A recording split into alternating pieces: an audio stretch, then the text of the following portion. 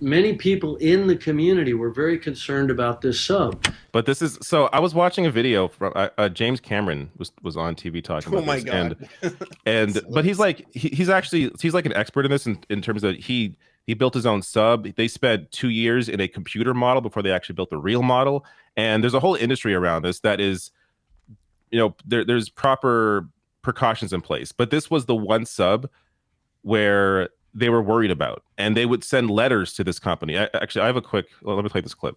So, this is a mature art, and many people in the community were very concerned about this sub, and a number of the top players in the deep submergence engineering community even wrote letters to the company saying that what they were doing was too experimental to carry passengers and that needed to be certified and so on. So I'm struck by the similarity of the Titanic disaster itself, where the captain was repeatedly warned about ice ahead of his ship, and yet he steamed at full speed into an ice field on a moonless night, and many people died as a result. And for a very similar tragedy where warnings went unheeded to take place at the same exact site, with all the diving that's going on all around the world, I think is just astonishing. It's really quite surreal.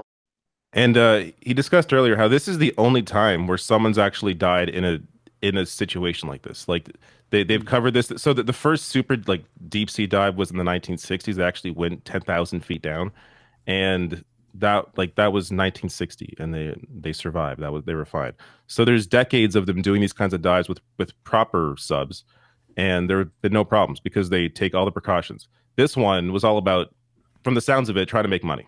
And they took all these shortcuts. They had like this old game controller as the control mechanism. Logitech, like a 20-year-old Logitech controller, like just ridiculous stuff.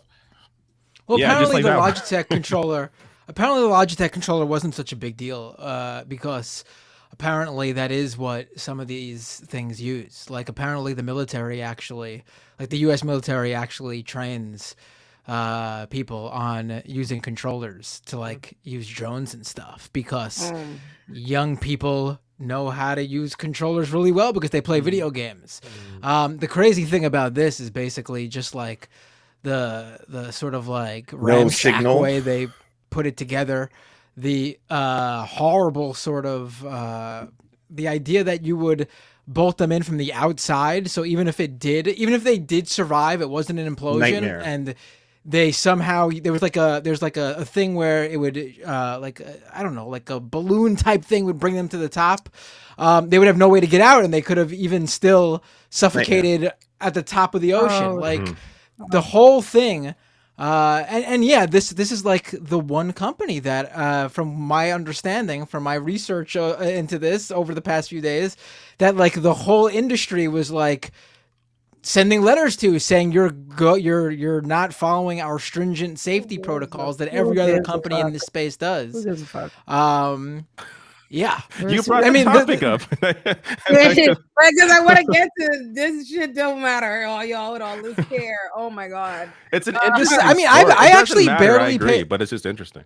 Respect. I actually barely sort of like tweeted about it or paid any attention to it. Like I thought the whole discourse around it was over the top on all sides. Like I honestly did not care enough to say anything about these people, nor did I care enough to defend these people. The 19-year-old story that we now know is certainly easily the most sad thing of this whole thing. Completely innocent kid, basically. Went on this trip, didn't want to go, but it was Father's Day and wanted to be with his dad, who had this obsession with the Titanic. Yeah, I mean, the whole thing is a tragedy that could have easily been avoided if literally this company followed the protocol of every other company in the space. And the to me, another takeaway is the communications. I don't know if you guys saw this, but the communications manager of this company, what are they called? Like Ocean, what are they called again? OceanGate. OceanGate. he had posted on Facebook his anger that he was emailing the U.S. government, like asking for help early on, or like after like a day 1 or 2 of this, and he wasn't hearing from them. And he like put a Facebook post up saying like, if I don't wake up tomorrow and hear from the people who should be doing their jobs, then this is on them, or something like that. But then if you watch these videos that are now coming out of the CEO and founder of this company, the guy who piloted the thing and is now dead, the dude was openly flaunting that he was only able to do the things he would do because he would skirt safety measures, and thankfully, because they were in open waters, no regulation. Like the dude was like very libertarian, would talk about how like regulation would actually stifle his innovation. And was he literally sent like when all the other deep sea explorer companies sent a letter to them saying like, you're not following safety protocols that we have set as the standard as an industry. He was like, these protocols will stifle my ability to innovate in this space and hold us back. It was ridiculous. It's ridiculous. Yeah. Like this is the takeaway here. Once again, death caused by individuals who thought they did not need to be regulated by any institution, whether it be the industry itself, self-regulating, or more importantly, government regulation. Like this should never happen again. The takeaway is how much fucking media attention will be paid to something because something happened to some fucking rich people. 5 fucking rich people decided to go do some voluntary shit and they had an accident. This die every day, B. People die in accidents every fucking day. Water accidents, all kind of fucking people. 5 people did some wild fucking shit they paid an exorbitant amount of money to fucking do, and it is what it is. And also, as far as the boy, the 19-year-old being sad, yeah, but that's propaganda. The only reason why that story comes out and they start coming out with all repeated stories focusing on the 19-year-old is after people start saying, hey, look at all this wild, obscene amount of media attention y'all are giving to this shit because they're rich. So then they switch focus to, hold on, okay, there is something that you can justify caring about and feeling sad about. That's all it's about. And people eat it up. Move on. We don't need no these deep dives into the company and all this. La la la la. The amount of people online. I totally agree. If it's covered as like a tragedy, yeah, I agree with you. But I do find Binder's takeaway to be interesting here. Like if like that's what I'm not talking specifically about like deep sea exploring. I mean, as a whole, this should be a takeaway on the whole anti big government, anti big brother, and like the whole libertarian thought process where regulation stifles innovation that we hear every single day. There should not be a single self-driving Tesla on the road right now. Like this is exactly what I'm like. This whole thing, it all comes together in terms of we let these companies, we let these rich people, we let these people who think they are innovators and the future technologists and creating a world that we will, all this bullshit that we hear. We let them run rampant under the guise that they are too smart for us. We can never understand them. So we must let them break the rules. There shouldn't be rules for them to break. It's bullshit. These people are no smarter than anyone else. In fact, I would say that a lot of these guys are dumber than the average person based on what we see over and over and over again. These people need to be regulated. Billionaire brain isn't healthy. Time and time and time again, so they cannot cause harm. I mean, just think about all the time and effort that was taken away too, looking for these 5 people who went on a tourist trip down to the Titanic. The government of Canada is ready to mobilize. Anything else.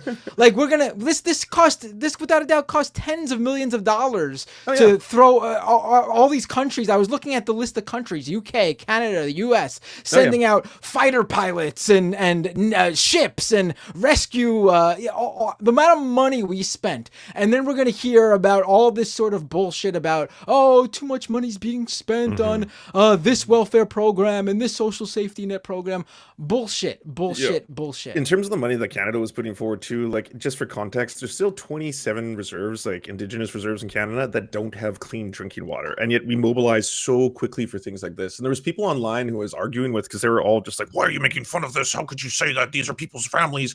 Like one of those motherfuckers turned out to actually hunt humans. I don't know if you saw that story. Someone who was like tone policing people online actually spent money to like hunt people in a forest, like with a paintball gun or something like that. And then I would respond to people like in the US. Oh wait, you're talking about Ben Dreyfuss? Yeah, that dude. Like, what the fuck? What the fuck? He's literally the son of Louis Dreyfus, by the way. Oh, I didn't know that. But like the dude from Richard Dreyfuss. I'm sorry, Dreyfuss. Richard Richard Dreyfuss, Dreyfuss. the guy from Jaws. Is that the dude that stuck a gerbil up his ass or something? No, that's Richard don't know Gere. that one. That's Richard Oh, Gere. Richard Gere. Wrong Richard. Yeah. Don't Don't know catch about us that stray one. there. Oh, sorry. It's Last in the point I wanted to Eminem say. song Fact. Just the one last quick thing is I also was like I was trying to steer this thing to either like talk about like there was not nearly as much coverage of the migrant boat just off the coast of Greece, for example. I was just going to bring that up. Yeah. Right. Or if you want to talk about people dying in the US, like I think what is it, like 180,000 plus each year die from poverty. But it's like we got like, oh, think of the billionaires, you know, and then you're just like, yeah. I will say I get why it received media coverage, like the it's idea of fascinating. people going down to the Titanic Yeah, it's to horrifying. explore it. I mean, we always get these weird, unique situations that have happened, like the Thai boys soccer team who got caught in that cave, that got a lot of attention. The Chilean miners who got trapped underground, that got a lot of attention. In both those cases, we're not talking about rich people. I think these sort of unique one-offs that happen every couple of years that boggle the mind because they're so unique and out of the blue and out of the ordinary. I mean, I think that's what drove a lot of the media coverage in general. Yeah. But like, yeah, a lot of the takes on this were just ridiculous. I agree, but it is still frustrating. Like going back to Ole's point, that was kind of my angle. If you watched my video on it, that the media coverage on this was so infuriating, especially considering like the migrant boat that Lance brought up. It sunk off the coast of Greece, and there were like anywhere between 750 to 800 passengers on it, and there were 104 survivors that they found. They found 78 bodies. So you're talking about a massive tragedy. And I put a little comment underneath my video asking people, how many of you even heard of this? And a lot of them said they did not. So it's just, it feels frustrating. You know, and again, like we live in a capitalist system where sensationalist stories, they're going to get the most play, obviously. They want the most eyeballs. But it is really sad. And it just makes you like see how this idea that rich people's lives are inherently more valuable is just reinforced again and again. Even if it's not explicit, like we can be primed to think of it in this way. And I think that is really sad. But I mean, they literally criminalize saving some of those migrants in certain it's countries. so up. Like it's like people who go out on their own with their own boats to help rescue people and stuff. Like there's literally a case right now. I forgot the woman's name. She's like well known for going out there and helping migrants trying to cross via boat and helping them and saving them and things like that. And she's like up for trial and faces like decades in jail or something like that in Germany, I believe. Yeah, it's sickening. One thing that I will say about this story that is undeniable is that the stepson of the billionaire, yes, throughout all of this, my mind was just blown. So I only knew about him going to see Blink 182 and him just basically saying, this is what my family would want. I didn't know there was so much more lore with this guy and how like 30 minutes after asking for thoughts and prayers, he's asking an OnlyFans model to sit on his face. Oh, yeah. He's getting into back and forths with Cardi B, apparently, Cardi which by B the way, Cardi smoked B's Instagram. Okay, I just have to. The one thing that stood out to me was that she had the filter of the Titan hugging her as she's talking about this serious thing. That to me was just beautiful. But like that part of the story is so fucking wild to me. That's almost more interesting than the sub story itself, where we're talking about like sensationalist angles, just because this dude is absolutely psychopathic. Yeah. Yeah. If anyone doesn't know, oh, sorry, go ahead, David. I was going to say, if you didn't follow this, essentially the stepson of the billionaire who was on that sub, he posted on Facebook that he was at the Blink-182 concert with a picture from smiling in front of the merch table and said, my family would want me to be here. Like, look, it's one thing to go to the concert because what are you going to do? You can't save them. But to post it on Facebook with a smiling photo of you in front of the merch table and talk about how they want you to be there is a little, you're a sociopath. Like how can you possibly do that? That's Oh, and wild. he was tagging Blink 182 on Twitter. Hey, it's a tough time, but I'm still here at the concert. It's like, brother, you're He was looking for like backstage farming passes during like, this. He was looking for backstage packs. For all you know, your stepdad is suffocating right now. You're sitting here trying to farm clout online. It's unbelievable. Holy shit. And that's what Cardi B said so well, because she was like, I don't get this. Yes, absolutely, you should be at home staying by the phone right now. She's like, I would rather be poor and loved than rich and whatever the this is. And I like bars. Like she was so on point. You know? I mean, it's I think it's. I mean, I don't know for sure, but it seems like the age of this guy. And the fact that it's his stepdad, it seems like a situation where like his mom married when this dude was already like in his teens, if not already a young adult, if not only already a full adult, however how old he is. But to use it, to use it to try to get Blink-182 to notice you, and try to get OnlyFans. I mean, that's he's the guy. He's the guy Blink-182 is singing about when Tom said in All the Small Things, "Always, I know you'll be at my show." And he was. It was a prophecy. The prophecy has been fulfilled. Oh my god! Watching, waiting, commiserating.